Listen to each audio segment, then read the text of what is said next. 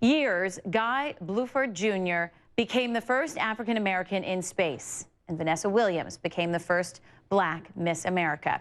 Now, 50 years later, what is the state of the dream? Dr. Jason Johnson is a political science professor at Hiram College. Jason, always great to see you. You know, it's changed the scene behind you. I know it definitely, dwindled down from crowds of thousands. I want to get a take from you on what you would say was the most impactful moment of the day.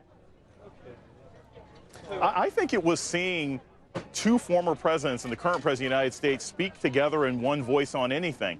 That is a very, very rare instance. And in fact, had it not been for medical issues, George W. Bush and his father would have been here as well. And all of them spoke not just about the policies that they may have enacted to help Martin Luther King's dream finally be achieved, but the other things that we need to do. So that was rare. That literally is historic. We do not see that often in the United States. You know, I'm interested. You're a political science professor. You deal with this generation that we're speaking of.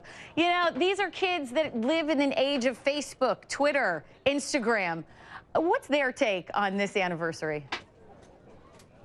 Well, it's interesting. The young people who I talk to, they are galvanized in a way that I don't think even I understood, and I'm a Gen Xer. You got to realize that if you're 18, 19, or 20 today, half of your life has been embroiled in the war in the Gulf. 9/11, the Zimmerman trial, Enron. They recognize that this is just a clarion call to something that they've been living for most of their lives. So I think most people here would agree that we're encouraged by the activism that we see by young people. Just because they're on Twitter and looking at Miley Cyrus doesn't mean they're also not looking towards the future and peace and justice and equality for all.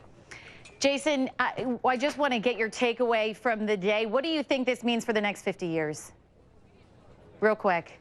I think in the next 50 years, it's going to be fascinating to see how much this changes. We'll probably see more Martin Luther King's family and maybe even Obama speaking. There you go. All right, Jason Johnson there for us. Thanks so much. We're going to take a quick break. He confessed to multiple murders, but